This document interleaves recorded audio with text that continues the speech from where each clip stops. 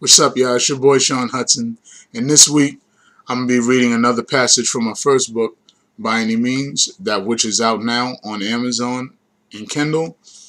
And also, don't forget the Cop By Any Means 2 and By Any Means 3 that just dropped. Don't forget, support By Any Means 3 Judgment Day. It's worth it. Trust me. Now, this week I'm gonna be reading chapter 5 from my very first book. And for those of you that are not familiar with my reading series, I read a chapter, any random chapter of my book each week, and I explain to you guys why I feel it's important. So let's get started. It's chapter 5. As darkness consumed the neighborhood streets, it was an open invitation for the neighborhood creeps and villains to come out and play. Lamont, Tyrone, and Mac were all cruising in a white Escalade as the aroma of sour kush filled the entire vehicle. The sounds of the Notorious B.I.G.'s song, What's Beef, set the tone for what mayhem was about to take place. Where the fuck is he? Lamont asked, cocking back his 9mm sitting right across the street from the Monroe housing projects. What does this nigga look like? Lamont asked, looking through the tenant windows. T-Bone passed the photo of Jamal over to Lamont so that he could capture a glimpse of the intended target. T-Bone had Mac follow Jamal around, keeping track of his activities. When Jamal got arrested, Mac wasn't aware of his arrest and figured that Jamal had disappeared into thin air. But when he was walking by the Bronx County Courthouse, he quickly took a photo of him when he walked out of the courthouse with Omega and Devine earlier. Hey, yo, is that him right there? Mac asked, struggling to see through the black tents while gripping his M16 in the back seat. Excuse me. Mac was 18 years old. T-Bone introduced his nephew to Mac, his nephew Mac, to Lamont back in 2006. T-Bone was Mac's uncle, and he knew Mac had been romanticized by the street life and wanted to be so much like him. So he then decided to let Mac roll with them and see if he was prepared to go to war in the streets. Yo, fuck this waiting shit. Let's get this motherfucker, Mac said, anxiously as he imagined looking Jamal in the face before putting a bullet in his head. Lamont and T-Bone looked at each other and then smiled as they both cocked their guns back and began to exit the Escalade as they prepared to exterminate Jamal for good. In their minds, his life was already over, and they were more than happy to end it in a matter of minutes. Jamal was just crossing the street, walking towards his building, when he heard footsteps moving rapidly. He then reached inside of his hoodie and pulled out his nickel-plated 9 and started blasting at the 3 gunmen that were coming his way and died behind a parked car for cover. Bang, bang, bang. Bullets riddled the car as Jamal laid flat on the sidewalk to avoid getting hit. Jamal's chubby frame made it difficult for him to move that fast, especially in a situation like this. You would have thought it was World War III by the amount of gunfire that was going on, as the bullets lit up the night sky like fireworks on the 4th of July. Mac's M16 came to life as he began to shoot everything in sight, not caring who or what he hit, while he continued to fire upon Jamal's previous position, 3 cars down. Jamal then crawled 3 cars up and rolled underneath a red Chevy Impala. Mac was getting tired of waiting and wanted to kill Jamal to prove to his uncle and Lamont that he could stand on his own in the streets.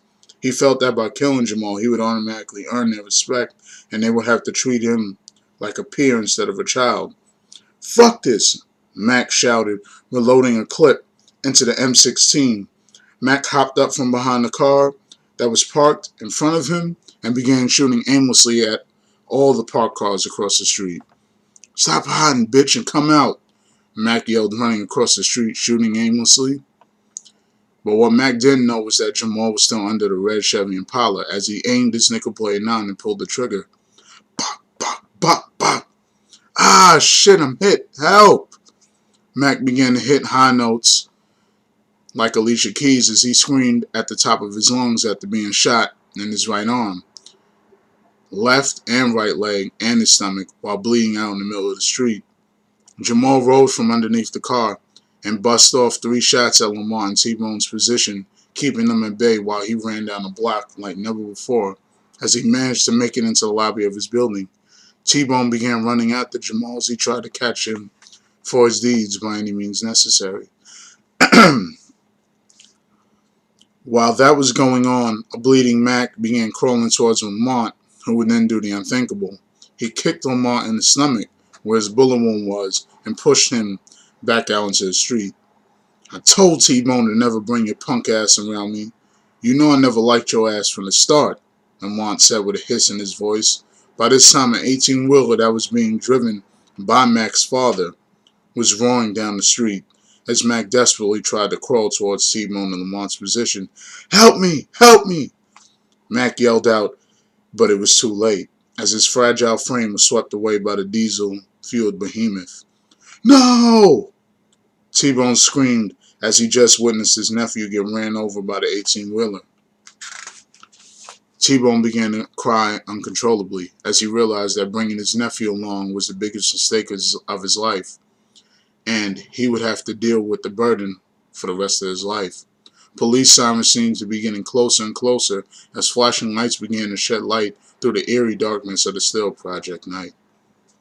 "Yo, my nigga, we have to get out of here. Come on," Lamont said, dragging T-Bone to the all-white Escalade before they pulled off. Jamal looked out the window of his apartment to see what was going down outside after his departure. He knew it would be a matter of time before people would start naming names. He then grabbed the duffel bag that contained the drugs and money that he stole from Slim 2 nights before. He then grabbed another duffel bag and stuffed it with his clothes, Teflon vest, weed, favorite rap albums, Colt 45, and the money from underneath his mattress as well. Jamal then began thinking about whom he would consider staying with, and that's when Jamal picked up the card that Miss Waterston gave him earlier. That's when it hit him. He realized that this would be a perfect way for him to get with her. A devilish smile appeared on Jamal's face as he looked at the clock, which read 9:30 p.m., as he began dialing a number, hoping that she would be able to help him during his time of need.